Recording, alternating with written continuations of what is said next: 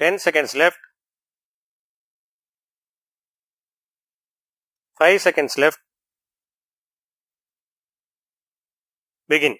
சட்டமன்ற பேரவையில் வரவு செலவு திட்ட பொது விவாதத்தில் உறுப்பினர் ஆற்றிய உரை வருமாறு.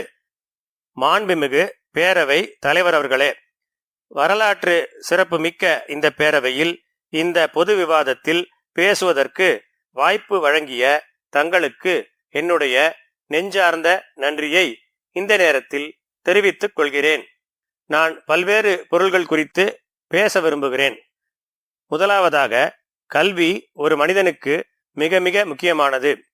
அந்த வகையில் புதிய வகுப்பறைகள் கட்டுவதற்கு சுமார் ரூபாய் 7000 கோடி திட்டம் வகுத்திருப்பதற்கு நான் அரசை பாராட்டுகிறேன். அதில் முதற்கட்டமாக இந்த ஆண்டே 1000 கோடி ரூபாய்க்கான நிதி ஒதுக்கீட்டை செய்ய வேண்டுமென்று இந்த நேரத்தில் கேட்டுக்கொள்ள கடமைப்பட்டுள்ளேன். மாணவர்களின் கல்வி வளர்ச்சியில் இத்திட்டம் பெரும் பங்கு வகிக்கும் என்பதில் யாருக்கும் ஐயம் இருக்க முடியாது. அடுத்ததாக, நமது வரலாற்று சிறப்பு குறித்து முக்கியமான ஒரு கருத்தை இம்மாமன்றத்தில் பதிவிட வாய்ப்பளிக்க வேண்டுமென்று அன்போடு கேட்டுக்கொள்கின்றேன். தமிழ்நாட்டின் பழமையை உலகத்திற்கு எடுத்து காட்டிடும் வண்ணம் பல அகழ்வு பணிகள் கடந்த சில வருடங்களாக நடந்து வருகின்றன. இதில் கண்டெடுக்கப்பட்ட பல்லாயிரம் ஆண்டுகள் பழமை வாய்ந்த தமிழர்களின் வாழ்வு தொடர்புடைய பொருட்களை வேறு மாநிலத்திற்கு எடுத்துச் செல்ல முயற்சி நடப்பதாக நான் அறிகின்றேன். எனவே அவற்றை நமது மாநிலத்திலேயே மக்களின் பார்வைக்கு வைப்பதோடு தொடர்ந்து அகழ்வு பணிகளை மேற்கொள்ள வேண்டுமென்று கேட்டுக்கொள்ள கடமைப்பட்டுள்ளேன். மூன்றாவதாக, நிர்வாக திறன் குறித்து இந்த அரசை பாராட்ட விரும்புகின்றேன். மாண்புமிகு முதலமைச்சர் மற்றும் அமைச்சர்கள் அனைவரும் வாரந்தோறும் மாநிலத்தின் பல்வேறு இடங்களில் ஆய்வுப் பணிகளை மேற்கொண்டு வருகின்றார்கள். சென்னையில் அமைச்சர்களை சந்திக்க அதிகாலையில் சென்றாலும் அலுவல் நிமித்தமாக அமைச்சர்கள் மாவட்டங்களில் ஆய்வுக்கு சென்றிருப்பதாக தெரிவிக்கிறார்கள்.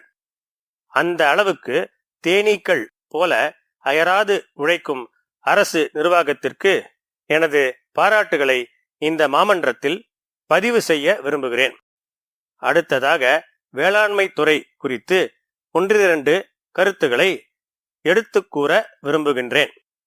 இந்த ஆண்டு வரலாற்றிலேயே முதல் முறையாக விவசாயத்திற்கு என்று தனியாக நிதிநிலை அறிக்கை பேரவையில் தாக்கல் செய்யப்பட்டதற்காக மாண்புமிகு முதலமைச்சர் அவர்களுக்கு எனது பாராட்டுகளை தெரிவிக்க கடமைப்பட்டுள்ளேன்.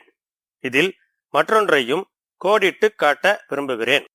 ஏதோ கடமைக்கென்று இதை செய்யாமல் நமது மாநிலத்தில் விவசாயம் அதிகமாக இன்று நடைபெறும் டெல்டா மாவட்டங்களில் உள்ள விவசாயிகளின் கருத்துக்களை நேரடியாக கேட்டு அதன் அடிப்படையில் இந்த அறிக்கையினை அரசு தாக்கல் செய்துள்ளது என்பதை மாமன்ற உறுப்பினர்களின் கவனத்திற்கு கொண்டு வர ஆசைப்படுகிறேன்.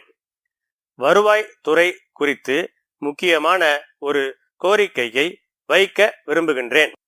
தற்போது கிராமங்களில் 3000க்கும் அதிகமான பெண் கிராம நிர்வாக அலுவலர்கள் பணியாற்றி வருகின்றார்கள். அவர்களுக்கு மின் இணைப்பு, கழிப்பறை உள்ளிட்ட வசதிகளுடன் அலுவலக கட்டடம் கட்டி தர வேண்டும் என்று மாண்புமிகு வருவாய்த்துறை அமைச்சர் அவர்களை வேண்டி விரும்பி கேட்டுக்கொள்கிறேன். இதற்கான நிதி செலவு அதிகம் இல்லை என்று சுட்டிக்காட்ட விரும்புகிறேன்.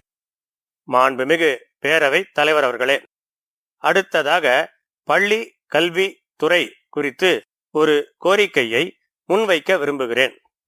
ஆசிரியர் தேர்வு ஆணையத்தால் தேர்வு செய்யப்பட்டு பணிக்காக காத்திருக்கக்கூடியவர்களுக்கு படிப்படியாக ஆசிரியர் பணி வழங்குவதற்கு அரசு நடவடிக்கைகளை எடுக்க வேண்டுமென்று இந்த நேரத்தில் கோரிக்கை வைக்க விரும்புகிறேன். நெடுஞ்சாலை துறையை பொறுத்தவரை நம் மாநிலத்தில் அதிகப்படியாக சுங்க சாவடிகள் உள்ளன.